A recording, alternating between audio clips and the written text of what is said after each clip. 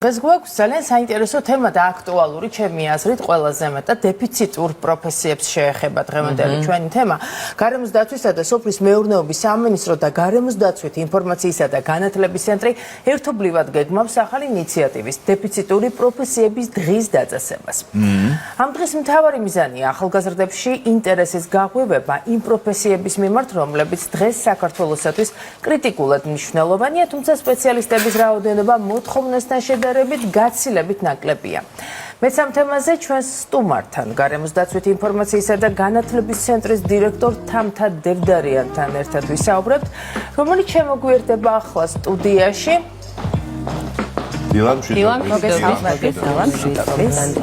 თამთა მოგესალმებით, მადლობა რომ მოხვედით ჩვენთან სტუდიაში.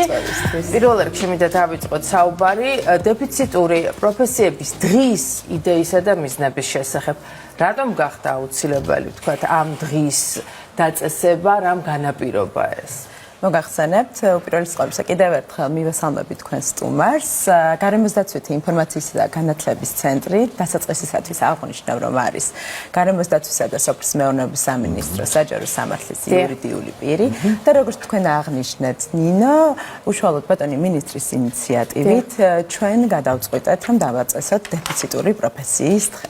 ეხლა ალბათ გაინტერესებთ რა არის ეს დეფიციტური პროფესია. თქვენ არც ერთი არ ხართ მაგის რომელი პროფესიები ითვლება დეფიციტურად? თუ შეიძლება რომ გითხრათ და რამდენად მნიშვნელოვანი არის ის პროფესიები, რომლებიც აი ამ დეფინიციაში შედის? აუცილებლად მოგახსენებთ. ჩვენი ცენტრის უმნიშვნელოვანეს საქმიანობას წარმოადგენს გარემოს დაცვითი და აგრარული მიმართულებით ცნობიერების ამაღლება და განათლების ხელშეწყობა. აქედან გამომდინარე დეფიციტურ პროფესიებზე, როდესაც ვისაუბრებთ დეფიციტურ პროფესიებზე სწორედ აგრარული და გარემოს მიმართულებით. ეს გახლავთ აგრონომის პროფესია, ეს გახლავთ ჰიდროლოგის პროფესია, ეს გახლავთ მექანიზატორის, მეტყევის, მეფუტკრე ვეტერინარის პროფესია, რომელიც მეც რომ პირველად გავიგე, საკმაოდ გამიკვირდა, თუმცა არის უმნიშვნელოვანესი პროფესია. ვეტერინარია მოგეხსენებათ ძალიან ცნობილია, თუმცა ეს მხოლოდ და მხოლოდ ურბანულ ვეტერინარიას არ მე მინდოდა გამოსულიყავი ბავშვობაში. დეცით რა, მე მგონი რომ ახლა რაღაცა უფრო პოპულარული უნდა გახდეს ეს პროფესია, იმიტომ რომ ყოველ ჩვენგანს ძალიან ბევრ ადამიანს რა უფრო და უფრო მეტი შინაური ცხოველი ყავს სახლში. აი სწორედ ამიტომ აღვნიშნე, ეს არა მხოლოდ ურბანული ვეტერინარია არის, ეს ვეტერინარია ფართო გაგებით, რა თქმა უნდა. და ასე შემდეგ. აღნიშნული პროფესიების პოპულარიზაცია არის ძალიან მნიშვნელოვანი ჩვენი ქვეყნისათვის. მოგეხსენებათ, საქართველოს ცნობილი არის თავისი ბიომრავალფეროვნებით, არაჩვეულებრივი ნიადაგებით და ძალიან მნიშვნელოვანი არის, რომ არსებობდნენ პროფესიონალები ამ ძალიან მნიშვნელოვან პროფესიებში. ეს არ არის მხოლოდ და მხოლოდ კავშირში, მხოლოდ და მხოლოდ გარემოსთან. ყოველივე ეს ჯაჭვური რეაქციით არის, ასე ვთქვათ, გადაბმული ჩვენ სიცოცხლესთან და შემთხვევაში.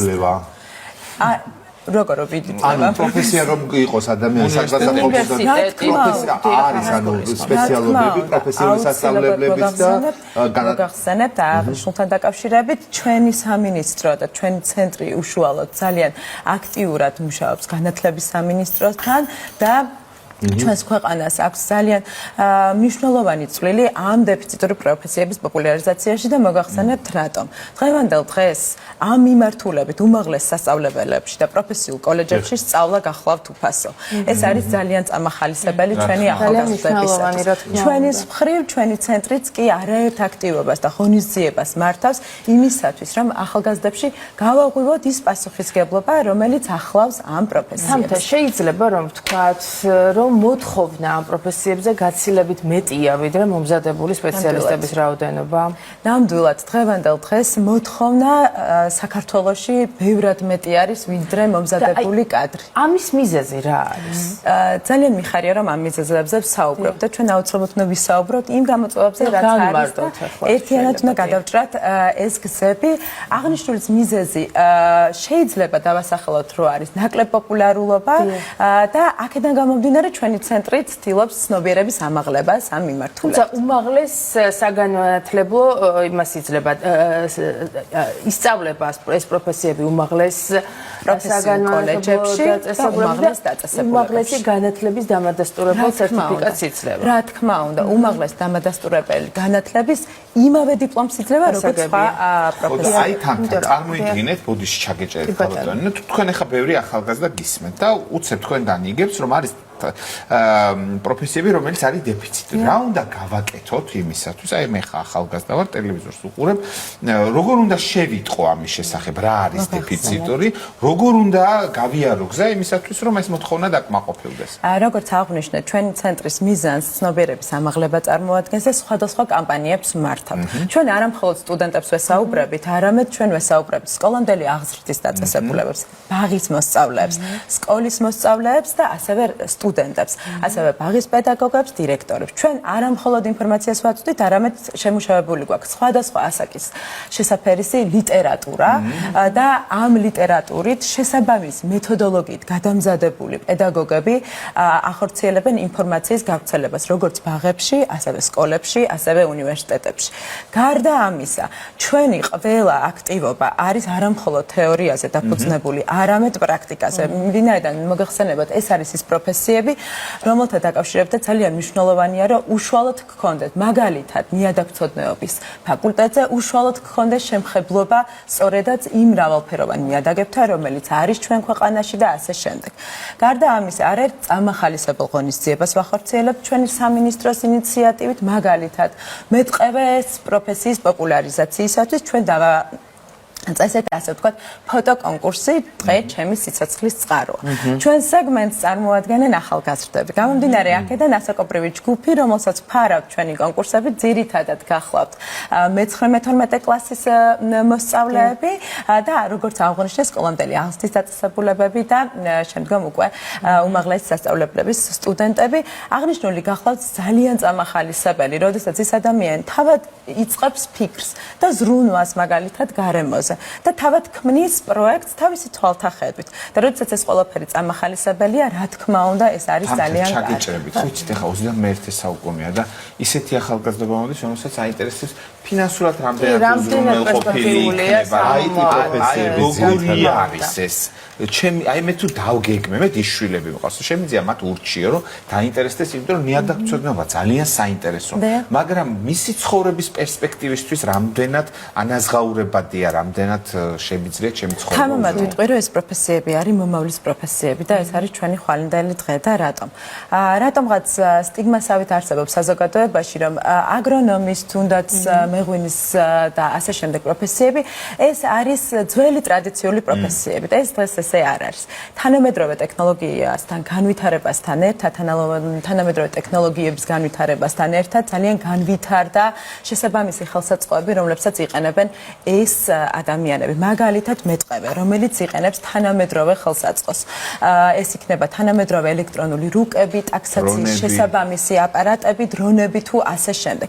ანალოგიურად აგრონომიის სფეროში და ასე შემდეგ და ასე შემდეგ. ეს გახლავთ ნამდვილად მომავლის პროფესია, რომელიც საკმაოდ მაღალ ანაზღაურებადი არის მათ შორის საზღვარგარეთ. თვითონ ხელშეწყობა რამდენად ექნება? აი მაგალითად მე სხვადასხვა სოციალურ ქსელში გამოწერილი მყავს მაგალითად ახალგაზრდა მეტყევე და გამოვიწერე რის გამო.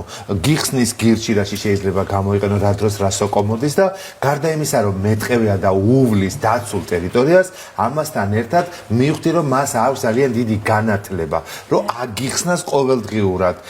მაგალითად მანქანი, როდესაც დასავლეთიდან აღმოსავლეთისგან ვიმგზავრე, მანქანა ხელი დამიქნია და ქუთაისამდე წავიყვანე ახალგაზრდა ბიჭი, რომელიც იყო ვეტერინარი. მაგრამ ნახეთ ახლა გიორგის კითხვის გაგრძელებაზე მინდა. თუ კი ფუტკრის ვეტერინარი გამოვა, მე რამდენად შემექნება მხარდაჭერა იგივე აი დასაქმების კუთხით, რომ მაგალითად დავსაქმდე, იმიტომ რომ დედაქალაქში ახლა ფუტკარი ნაკლებად არის. უფრო რეგიონშია, ხო მართალია? აი როგორი არის მხარდაჭერა, თვითონ პროგრამები თუ არის ამ მიმართულებით? ჩვენი სამინისტრო არის საკმაოდ დიდი სამინისტრო და ძალიან მნიშვნელოვან რეფორმებს ახორციელებს და მათ შორის ძალიან სერიოზულ რეფორმებს ახორციელებს არა მხოლოდ დედაქალაქში, არამედ მის ფარგლებს გარეთ და უშუალოდ რეგიონებში. ჩვენ არაერთი სტაჟირების პროგრამა გვაქვს, როგორც ჩვენ ცენტრს, ასევე სამინისტროს სხვადასხვა მიმართულებით, მაგალითად, სატყეო დეპარტამენტი იქნება ეს სურსათის ეროვნული სააგენტო თუ ასე შემდეგ. როგორც აღვნიშნე, ყველა იმ თეორიულ ინფორმაციას, რომელსაც ვაწვდით, აუცილებლად მოსდევს პრაქტიკული კომპონენტი.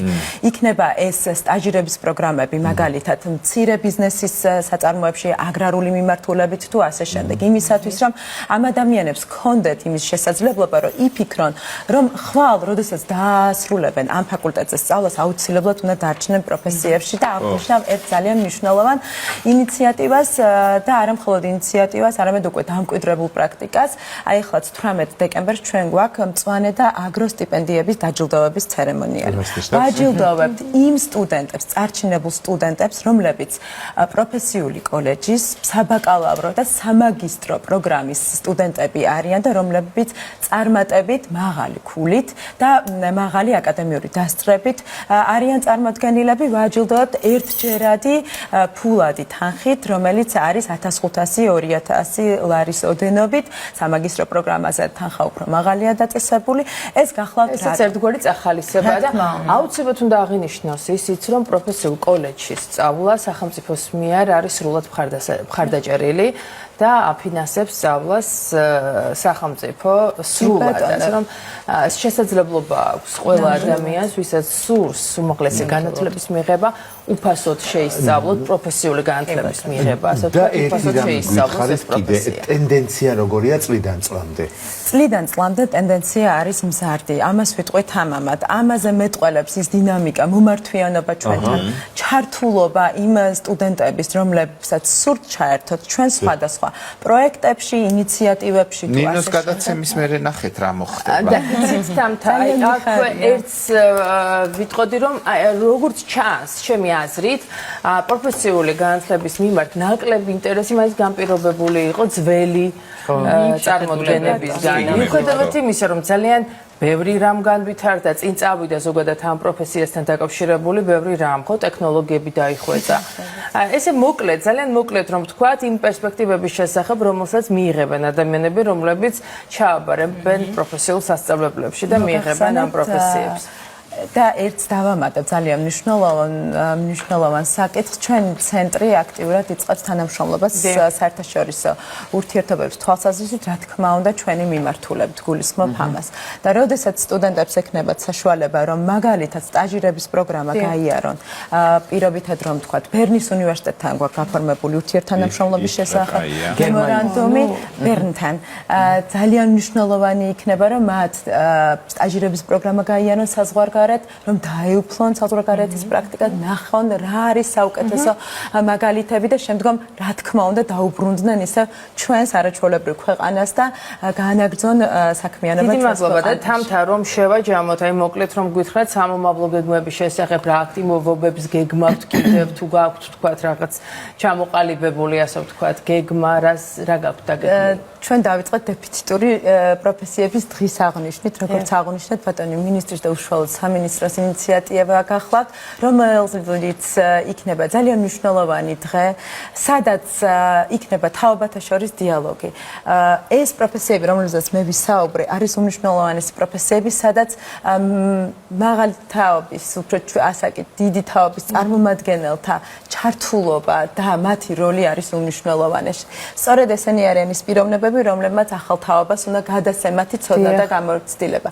აქედან გამომდინარე, დეფიციტური პროფესიის დღე კიდევ ერთხელ იქნება თანმამი განაცხადი იმისა, რომ ჩვენს არაჩვეულებრივ ქვეყანაში არის უდიდესი პოტენციალი იმისათვის, რომ ახალგაზრდები დაეუფლონ ამ მნიშვნელოვან პროფესიას ისევ და ისევ ჩვენი ყოველდღიურობისთვის, ჯანმრთელობისთვის და ჩვენი ქვეყნის განვითარებისათვის. დიდი მადლობა, ძალიან საინტერესო იყო. დიდი მადლობა გითხრათ თამთა დევდარიანს, რომელიც ჩვენთან სტუმრად იყო და გაგვესწრო რომელმაც დაგვაინტერესა ლამის შეგვაწლებინოს პროფესია. მეტად დაგვაინტერესა და ხშირად ველოდებით თამთას საინტერესო თემების და აქტივობებით, რა თქმა უნდა. დიდი მადლობა რომ იყავით ჩვენთან ერთად. ღმერთი მადლობა.